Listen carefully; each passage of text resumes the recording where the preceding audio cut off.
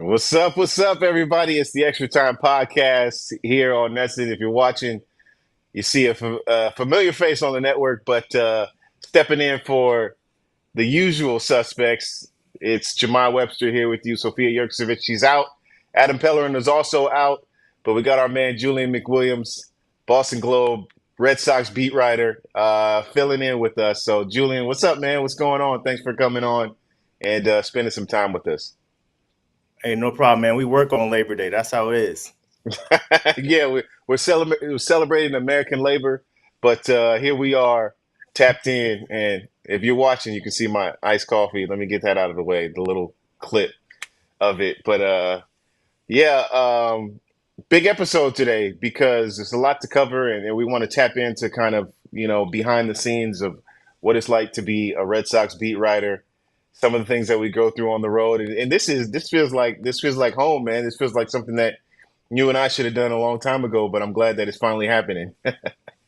Yeah, 100%, man. It's good to be here, and obviously the road has its ups and downs. It has its drawbacks and its good things. But I think we're here at the home stretch, and we're in New York, so this is kind of home. This is home for me too. So it's good to be back.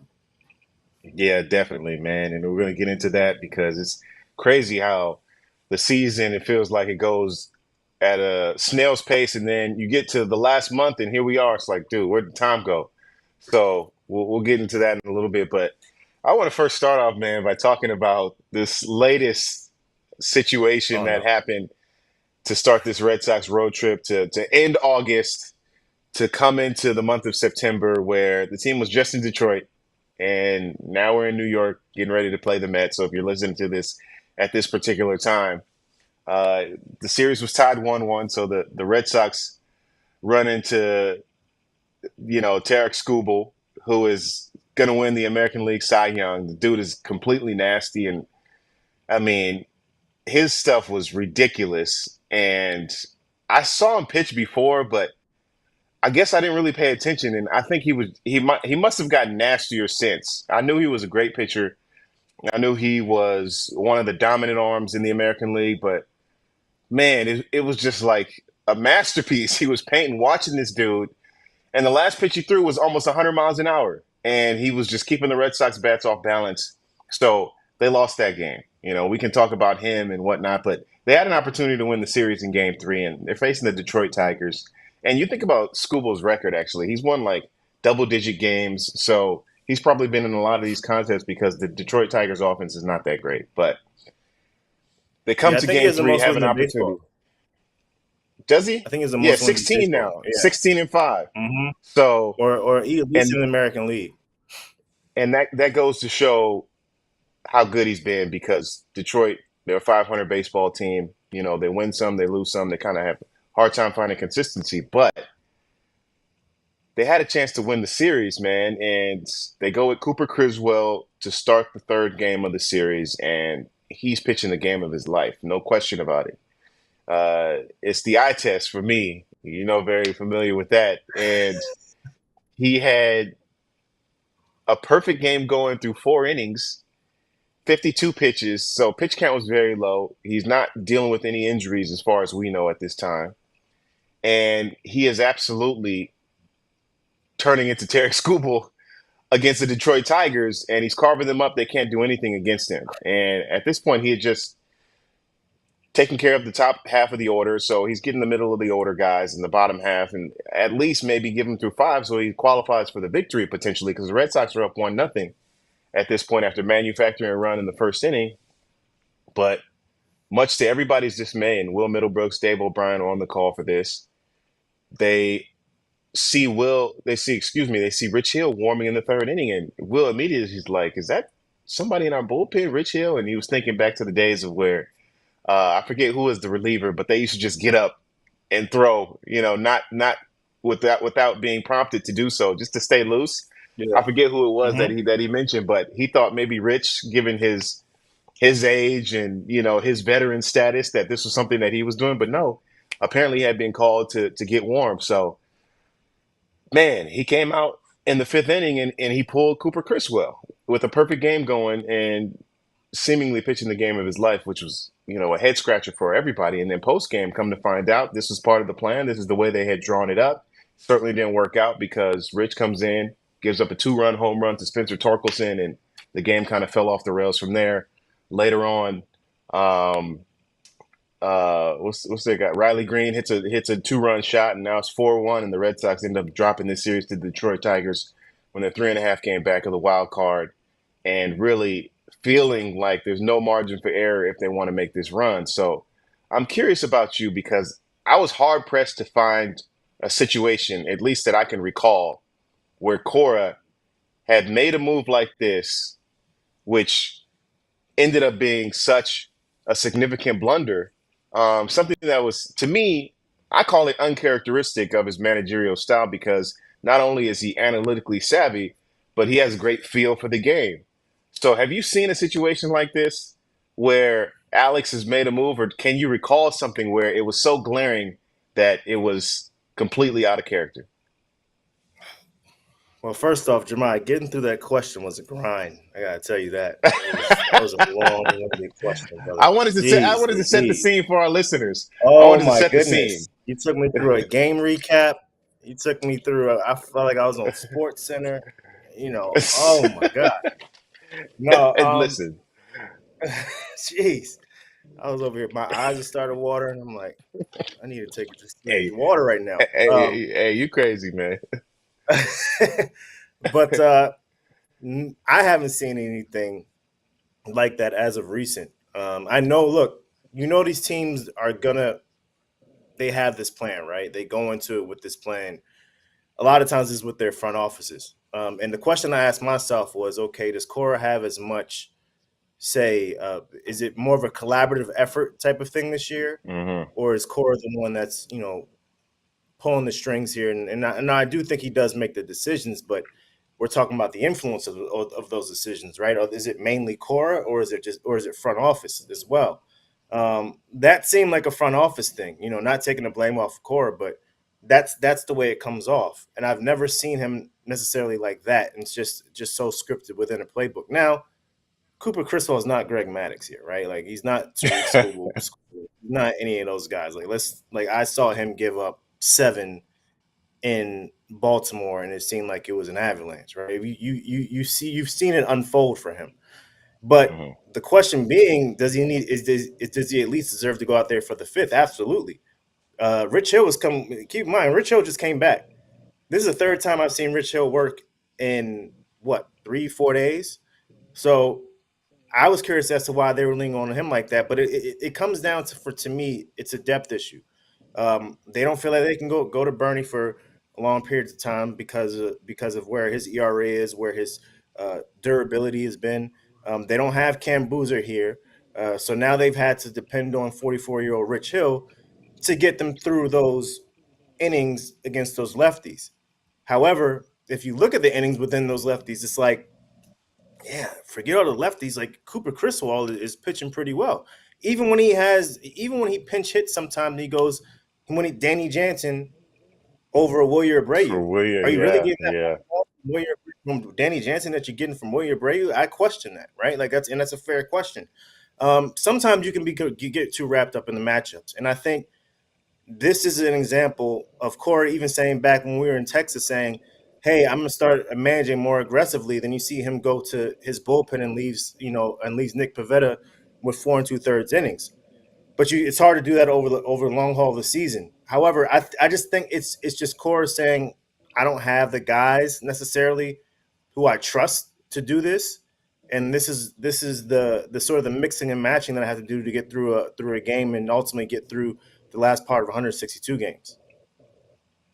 yeah. It was one of those things that was a head scratcher, and I just wanted to get your perspective on that because, like I said, I just never seen him seemingly. I guess we can call it a mistake now because it certainly didn't work out, but just to make a mistake like that in the managerial seat. So we'll see what happens the rest of the way. But Man, Jahmai coming from the top rope, man. He said a mistake from the managerial seats. I mean, well, it didn't work out. So for all Big intents and J purposes, journalist. I guess that's what it was. But let's tap into what's life like for you, man, on the road, because you always get on my case because I'm traveling with the team and I'm staying in these 5-star hotels and we got the charter. So give us some insight into what's it like for a beat writer, because people look at it and they're like, hey, this is a glamorous life. This is something that I'd like to be a part of, but it's a grind for you as well. Yeah, yeah.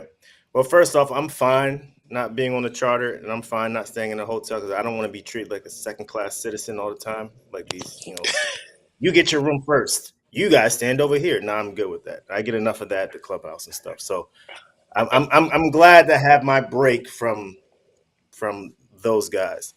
But no, it's has its drawbacks. Even I can give you like a quick anecdote. Last night, it's just me and my wife Chelsea and our daughter Peyton here, right? We don't really have any family. Jahmai, you can allude to that, and obviously you have it. You've had your I don't want to say, but it's just difficult, right? And so it's difficult when Yeah. you're the only one. So I was trying to do. So I didn't go to the Detroit series, and then I met the team here in New York.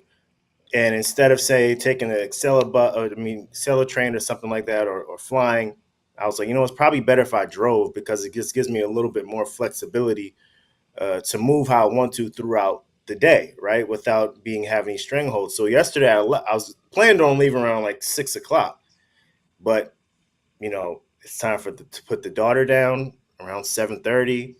Then you gotta make sure the garbage is out, make sure all these different things are out, just so my wife doesn't have to deal with those things, during the week. And I'm trying to just make sure I just take as much off her. I look up, but it's 10:30, and I'm like, she's like, well, why don't you leave tomorrow? I said, no, I have to do this podcast tomorrow, and I need to be in a place where I can be able to do it. And so, like, I get in probably around 1:30, 2 a.m.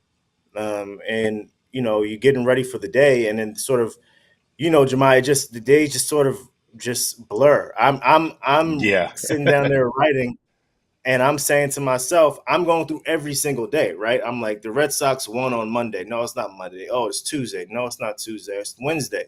Until I finally land on the day that it is, right? Because your mind is just constantly on this loop.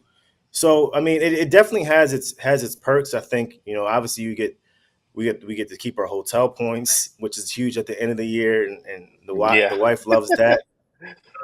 You get to have the travel points, which is also huge. And I think the benefit of being on the road is that there's not as much media, so you can probably get the stories that you want to do a little bit more.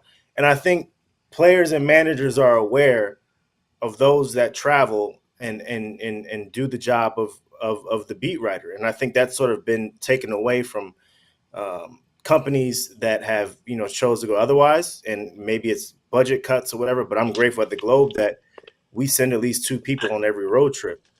So I'm grateful for that because I know a lot of places have had to cut back on travel, and I think travel is a very, very beneficial part of the job. I'll give you one quick story about the benefits of travel. I remember I got a story in Oakland when I was covering the A's, where I was thinking this guy had the yips for this guy Jerickson Profar had the yips for the Red Sox. I mean, excuse me, for the A's. Jerickson obviously now plays for the The San Diego Padres. Padres. Yeah. And so he was with the A's at the time, and he was a big pickup for them. Like he was supposed to be their sort of their second baseman, sort of their Vaughn Grissom, right? Let's just say that. Like it didn't work out in Texas. I mean, it didn't work out in Atlanta for Vaughn the way it should have. He's a big prospect. He's coming over here, say, okay, this is your position. I noticed the guy couldn't throw. So we go to Toronto, and I say, and I ask him, I'm like, hey, like, what's going on there? And the person tells me, from the A's, like, oh, he has a thing, like he has the yips. And so I kind of just stuck that in my back pocket. And then they traveled from Toronto to the Red Sox, and he just like spikes a ball in the dirt, right? And 4 or 5 runs come around to score that inning. They lose the game because of that. So I text the guy and I say, hey, like, I think I might have to write this. He's like, go ahead and write it. So I had all this stuff stacked up of like how he had the yips of different throws and different like 9 different clips. I kind of feel bad for the guy looking back, but it's like, because I Yeah. had all the Jeez. tape. I had all the videos. I'm like, here's one, here's two, here's three, here's four, here's five. And I was just going through it. And so I get back to the Bay Area and they're like, well, how can we get you to write stories like that all the time? Because clearly you got that you got that story in Boston. I'm like, no, I Mhm. actually got the story in Toronto. So it's not always about going on the trip that's Boston, that's New York, that's Yeah, that Dodgers, right? particular time, Sometimes it's right? about going to those Rockies trips. Sometimes it's about going to those Cincinnati trips. For me, it was Toronto, and Toronto was not good at that point. Vlad had just been called up. Like, they were not a good team. They were sort of in that rebuild phase post Jose Bautista, post Marcus Stroman, et cetera, et cetera, et cetera.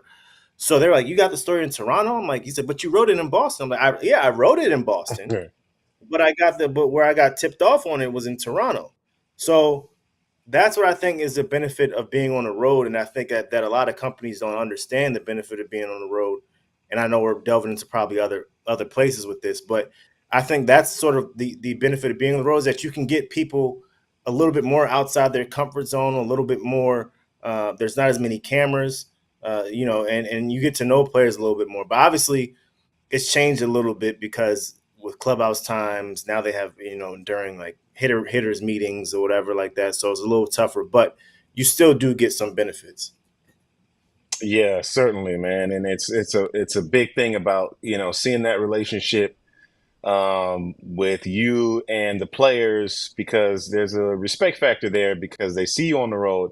They see you essentially a part of the same schedule that they have. So I think there's Mm-hmm. some mutual respect there when, you're there on the road, and not just a single road trip, but as you said, like several different ones. You don't just kind of, Mm-hmm. pick one and then leave, but being able to have that over the course of a season. And like I feel the same way exactly. Like it's a lot less press on the road, and you get a lot of the local media coming in and just being there for a specific story or for a specific instance, like and you like kind for of get. instance, like I mean to cut you off, but look how much I even see your But interaction with you, Cora. but you did though. You did In though. the No, I'm beginning just there was a little icy. yeah. I'm sorry. In the No, beginning there go was a little ahead. You got icy. the floor. He's a little curt, he's a little short, right? Yeah, And then yeah, over the course of being able to meet this manager and him getting to see the nuances of how you operate, the little quirks and yeah, crannies that you have, and being able to draw on those things, probably being able to draw on having kids, all that stuff, just conversations, it yeah. helps you. I definitely think so. And as it relates to our relationship, me and AC, it's definitely grown over the years. I think because of that, and just like having a respect for my curiosity. Like I know that I don't know everything. Like he knows more baseball than I do, but being curious about different things in the game, I think he enjoys being able to teach those things in his answers, right? And then like just having random conversations with him as well, it kind of builds on that. So I think that's what kind of got our relationship to what it was, because at first it's just like, I'm the manager and I know what I'm talking about, but like having a mutual interest, or feeling like, like the other day actually, it was a while ago, a couple months ago, earlier in the season, where um one of the catchers got hurt, and um then Connor Wong had to be entered into the game. I think it was Reese McGuire hurt his finger or something early on the team when he was on the squad. So down to one Okay. catcher, and Connor Wong was in there, and he got like smoked with the ball at one instance in his leg, but he didn't have to come out of the game. But it was a question like, wow, like I remember guys on the telecast like, man, if I don't know if Connor could stay in because of this situation. So it Mm-hmm. was almost to a point where they had to probably have to go to a third catcher, not having one positionally on the roster. I wondered who they would go to. So I just kind of pulled him to the side. I was like, hey, Alex, man, like if Connor had gotten hurt, like who would you guys have gone to as a third catcher? Because Reese was already out of the game with the injury, so he was pulled. Connor was in there, but he was kind of grinding through it. So who would have been that Mm-hmm. guy? And he said it would have been Romy Gonzalez. So I remember earlier in the year, he told me, he's like, Romy could play every position on the field except pitcher and catcher. But in this instance, because of his athleticism and because he had caught like in high school or something, they Yeah. would have had to lean on that experience. But it's just kind of crazy. And it was just like he was super happy to kind of explain the scenarios and the things that were kind of going through his head. So I think that also, piqued the curiosity knowing that I'm not just a pretty face on television. You know what I mean? I come here actually with some questions and insight and wanted to know about the game. Um, so I think that that kind of made the relationship grow over the years since he's gotten here. But um, it's you mentioned something on the road earlier too, and it was funny because I wonder if this happens to you. Like it was a period yesterday where for a moment there in the morning clubhouse, maybe it's because it's morning clubhouse and you're a little more foggy than usual, but for a moment there, I looked up and forgot what city I was in. Like I was like, where are we? Where are we playing right now? And that happens especially late in the year, but sometimes even early when you go through a period like we're just coming off of where you play, you know, Mm-hmm. 16 out of 18 games straight or something like that, and you're just in different cities and Mm-hmm. you're going back and forth. So, how much does the fog kind of get to you, and how are you able to relock back in to focus yourself? I haven't had it in a clubhouse, but I've definitely had it like when I woke up somewhere, and it takes me like a couple of minutes to be able to figure out like exactly where I'm at. Like it's like, okay, am I in Houston, Detroit, Philly? Like and then probably after like 10, 15 seconds, I'm I landed here last night in Baltimore, right? I think for me, what helps me lock back in, man, is just the job, like just the like baseball itself. The minute the game starts for me, it's like all the focus goes there, and I think for me, that's just how I've always been with baseball. I could always said that there was the one sport, say like my high school sweetheart dumped me, or the one thing it was like, and I'm brokenhearted. I can't eat, can't sleep.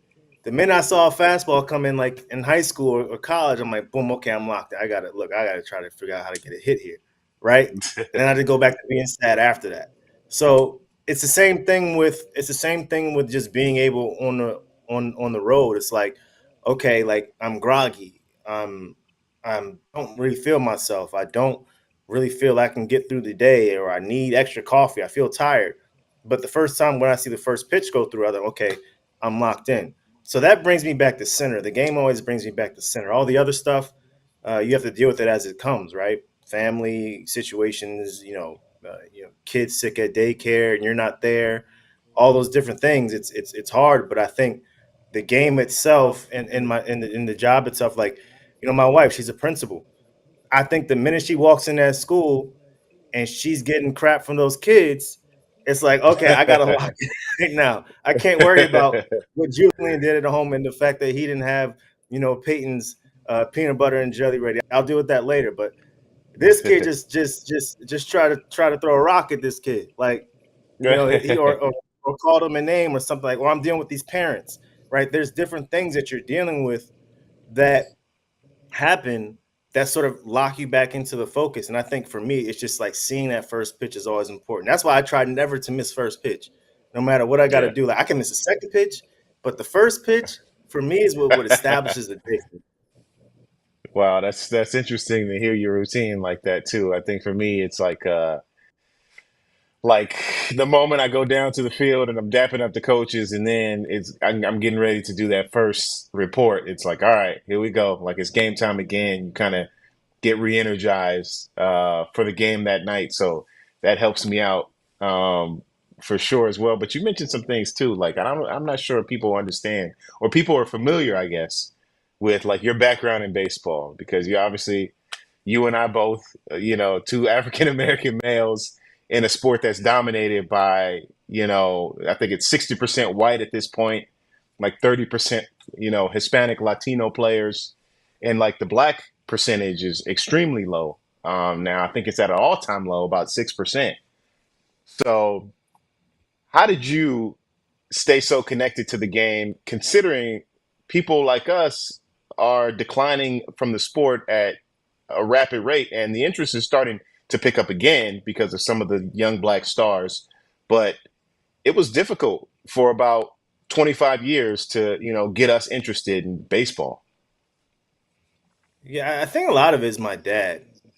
My dad played baseball in college. He played at the University of Maryland. And then, once I got old enough, it's funny. My mom was the one who actually put a bat in my hand, and my dad was the one after that was like, okay, he might have something here. So like that's sort of how we built our connection, was through baseball. And I think that's, a lot of it probably starts at home.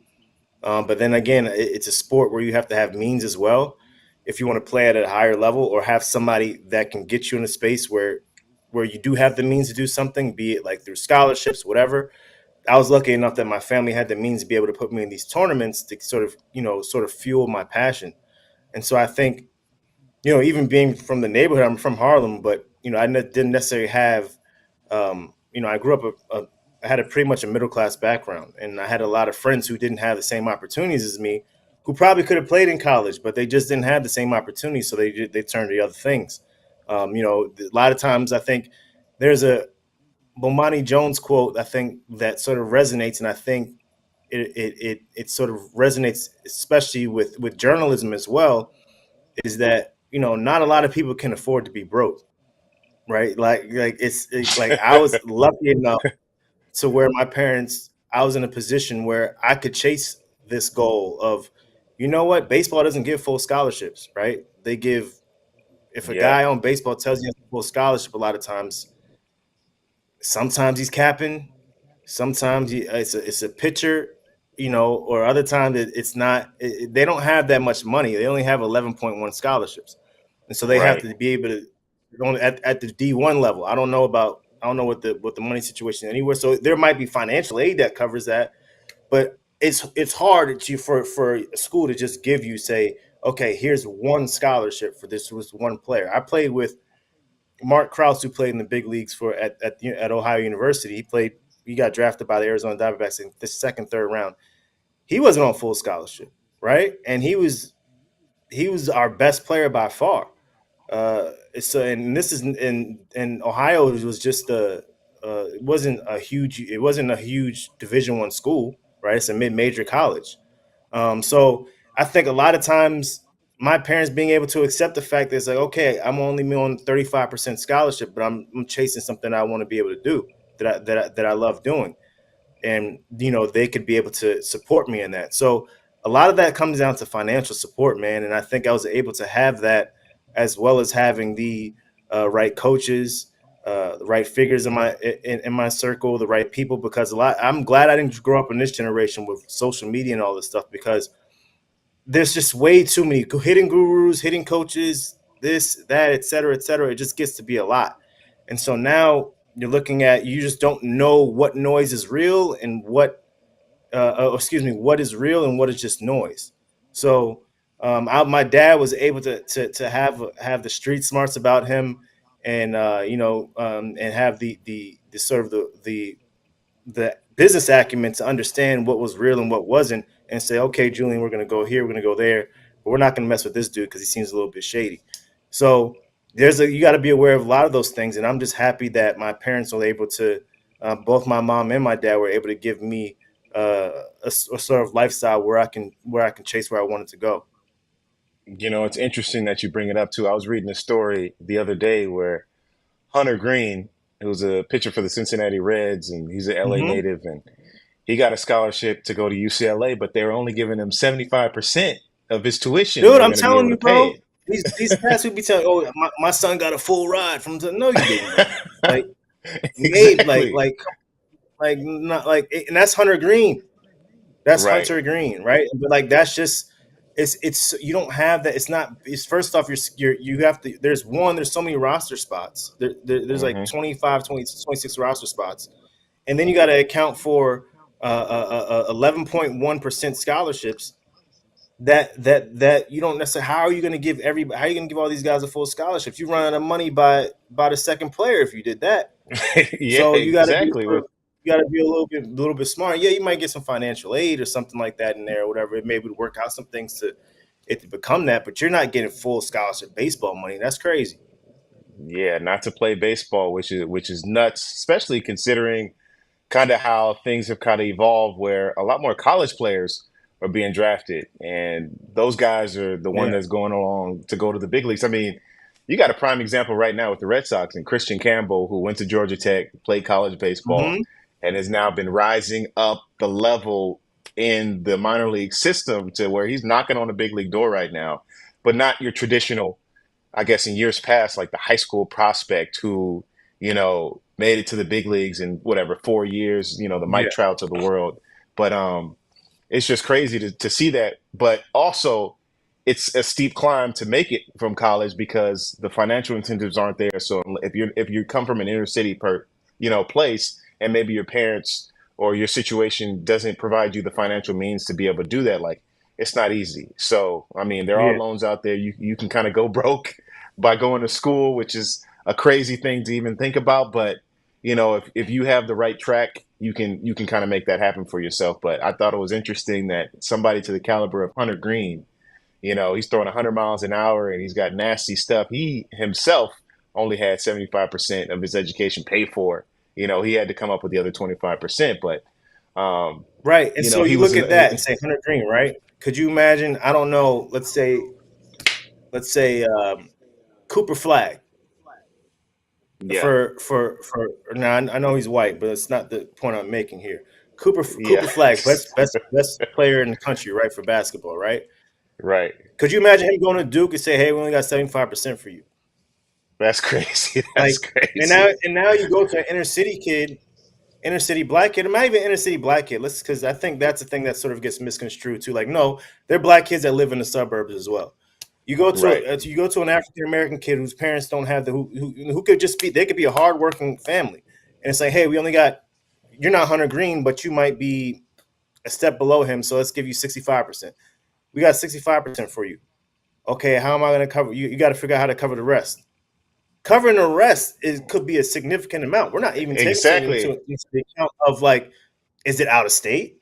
Because Right. Let's just take an example 65% for out of state versus 65% in state is completely different things, right? So like, let's hmm establish that first, and then after we establish that, it's like, okay, how am I going to get this money to be able to do this? So at certain points, like I see why these guys look in football, basketball, right? Yeah. Because it's like I'm getting my stuff paid for. I don't have to go through all these loopholes for me to be able to just play baseball. And I'm not saying that they deserve more than 11.1% scholarships. Me and you know, Jahmai, you're in the business of ratings, you're in the business of money, you're in the business of merchandise. Baseball isn't hmm that sport that has that draw. So as a result, you get a certain crowd in that can only afford to be broke, right? you can Yeah. Yeah.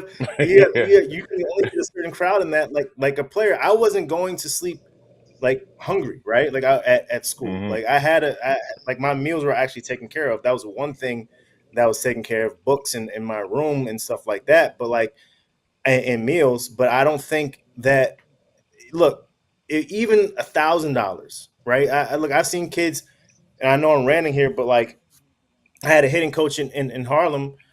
Dude, these kids couldn't afford to get on the train to come play or to come train with him. You know what I'm saying? And so that like that, and that's Wow. 225 back, 175, $2 back in the day. It's like, okay, come train with me at such and such. And they're like, all right. And like they sort of get quiet. And he's like, what's wrong? He's like, I don't know how I'm gonna get there, coach. He's like, just hop on the train. Yeah, I don't have it to hop on the train. And Yeah. so now you're trying to figure out how to cover. Oh, we're gonna give him 75% scholarship. Dude can hop on the train. You know what I mean? Like Exactly. that does nothing for me. Like I need full. And so you Yeah. get to these No. points where it's like, all right, I'm gonna just go where the money is and where I can benefit my family. And I think that's ultimately the choices that you have to make when you're trying to play baseball.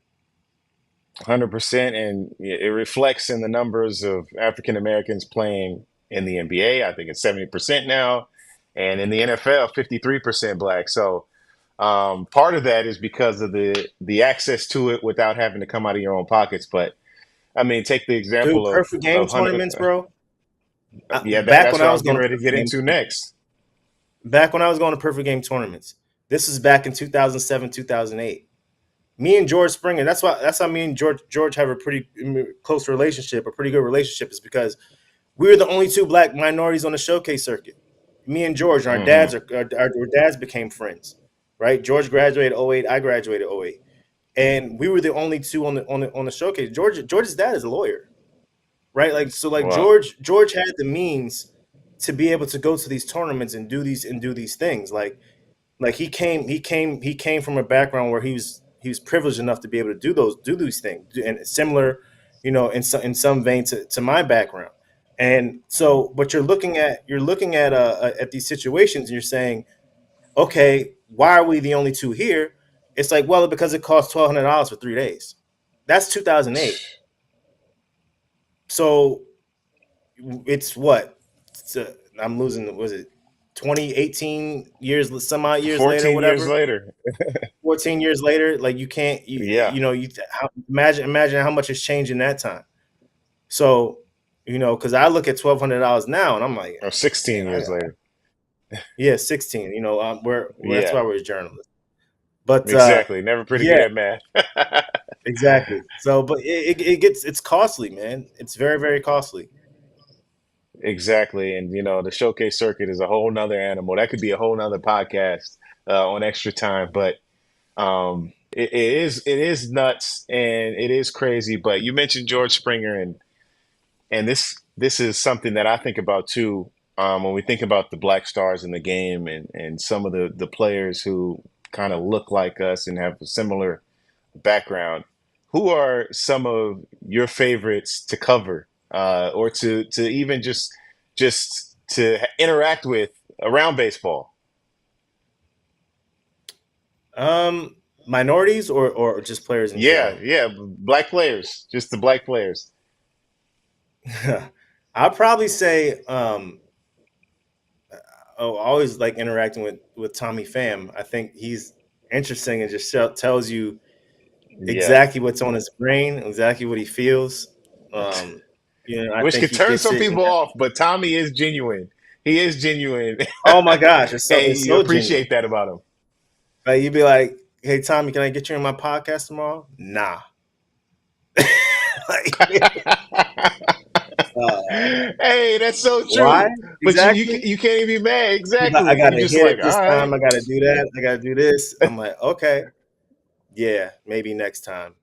Then so like I just always loved our conversations. Like our analytics department is terrible, and Because he's so matter of he'll fact. go into like why his analytics department for the team he was playing for is bad. I think he already spoke publicly. I think he talked about the Mets in one of his stories about their analytics department being inefficient for his liking. I think that's definitely one. Um, Going back a little bit before, I know he's retired now, but Edwin Jackson, I covered him when I was in Oakland. That's probably my favorite guy because he's just so genuine in terms of, first off, like he's always available.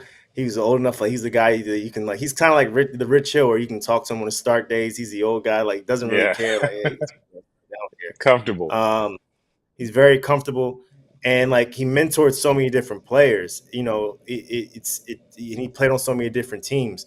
I remember, I think Chris Cotillo brought this up. He said one time he wanted to do a story on Edwin because 3/5 of the Red Sox rotation were a huge part of the World Series when like winning team. Rick Porcello, Chris Sale, and David Price. They all considered like him their OG, like the guy who was just always there, the veteran who was always there, the guy who took them underneath their wing.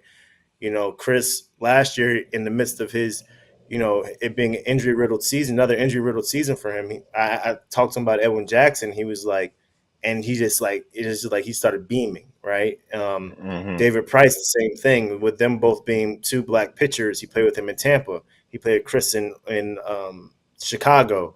He played with Rick in Detroit. Detroit. So, and that was a year when I believe when Rick came up, I do believe that that was the same year that everyone was named an All Star. So, look, I mean, the numbers himself, he was a huge prospect when they came up with the Dodgers. He played with AC actually, with the Dodgers. Yeah, Came up in he did. 2003.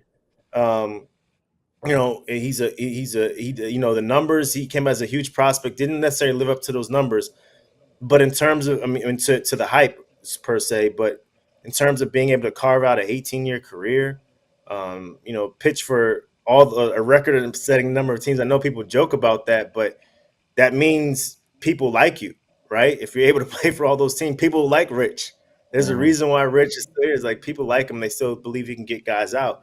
I think Edwin was in a similar way, especially how he impacted people, and especially how he impacted me. Rob Parker, our buddy Rob Parker, covered Edwin a bit in Detroit and said, "Hey, I got this kid in Oakland. Make sure you take care of him." My probably Edwin signed with the A's in June of that year. He's in the clubhouse. He comes around to me and says, "Hey, what's up, man? I'm Edwin. Rob told me, you know, for me to such and such, and I'll help show you the ropes." Didn't quite say it like that, but that's sort of Right. how the interaction went. And ever since then, he had been like, "Hey, can you get me on this? Yeah, I got you. I got you." Like he's one of the older guys that understands it. Man, I can go for days on Edwin. I love that dude. Yeah, man, for sure. He's one of the greats, as it relates to that, and still connected to the game and trying to, bring it to the masses and African Americans to give them access to play the game too. And we had Dom Smith here for a few months, and another one, a product of the Compton Youth Academy, who was growing up in inner city Los Angeles, an LA guy through and through, and I was interested to talk to him because we grew up in like the same areas, right? But I went away from the Hmm. game when I was younger because of some of the things that you talked about, the access to it, just the, being a young kid and not having the attention span to be sitting on a baseball field in the hot summer and you want that instant gratification of, scoring Hey, you gotta points love it, bro. or making play exactly, making plays. And that's where you really realize kind of where your passion lies. But I kind of wish that my parents would have been more forceful about making me stick with it because of that thing. Because coming back to it now, and especially when you got a team that we're covering and gets into the playoffs, like you see that passion, you start to get reignited Hmm. for that postseason run. But I kind of fell away from the game early because of those things, and then it wasn't a lot of black people playing it. And this was in the mid '90s, right, where the percentage of black players was at a all-time high. It was like 27%. Like you had at least two black starters, usually Hmm. definitely two black players on a major league roster at that point. So, and we had stars like Ken Griffey Jr., Barry Bonds, some of the greats that we look to now, and Kenny Lofton, and the It wasn't names can even go just the on and stars, on. bro. I don't even think it was just the stars. It was just the players, right? Like it was Yeah, like Ray Eric Langford, Young, like, right? you know Yeah. what I mean? Like Marquise Grissom. Like not the. I mean, in Marquise Grissom is a great player. I'm not saying that, but like it's. But you look up and it's like you're the consistent You see it. faces. Yeah, you That's see it. it. It's not just about it's just being like Mookie Betts, James Woods from who's gonna I think to be a star with DC, CJ Abrams. Like it's like this Hmm. those mid tier guys as well, and you don't necessarily see that anymore. Yeah, definitely not, man. And I'm glad that it's starting to build up more and players are being able to show more personality and more of their background and where they come from. But uh, real quickly, as we get ready to wind down here, I wanted to get in touch with you about just give me like your favorite city to go to on the road, real quick, as we get ready to kind of wrap up. I think obviously home here in New York. That's one, but that's a Yeah. given. Um, Houston, I do like Houston. Atlanta, Atlanta's probably my Atlanta. favorite. Atlanta. Yeah, those Okay. I would probably say those three. Pretty good choices. Pretty good choices. I can discern partly why, but yeah, no, Atlanta, you love it. I love DC too, Chocolate City, and DC, some yeah. of the greatest. Yeah, it's one of the greats. But hey, man, this is great. I wish we could continue. I had so much more to get to, but we run out of time. I have to get you back on the Extra Time podcast. We have to maybe one day they'll give us our own, and we can kind of dive into that. But we'll see. We'll see what happens with that. But give you the last We'll word see. here, Julian, before I sign off, man. Hey, the Red Sox better win two or three here, man. Because if not, man, I think we could start booking October Oh travel. man, they cooked. They cooked. October travel meaning October like vacation travel, like not like postseason uh, travel. So a lot of time at the crib. All right, man. We'll see what happens. Everybody's fingers crossed for the Red Sox to All maybe right. take off here, man, with under 25 games to go. But thanks so much for listening to the Extra Time podcast. Thanks so much to our guests here this day, Boston Globe's Red Sox beat writer Julian McWilliams. You can follow us on YouTube, anywhere you get your podcast. Take a listen to us, and hopefully we'll be back with the crew pretty soon. Julian, thanks so much, man. We'll see you guys later. Peace.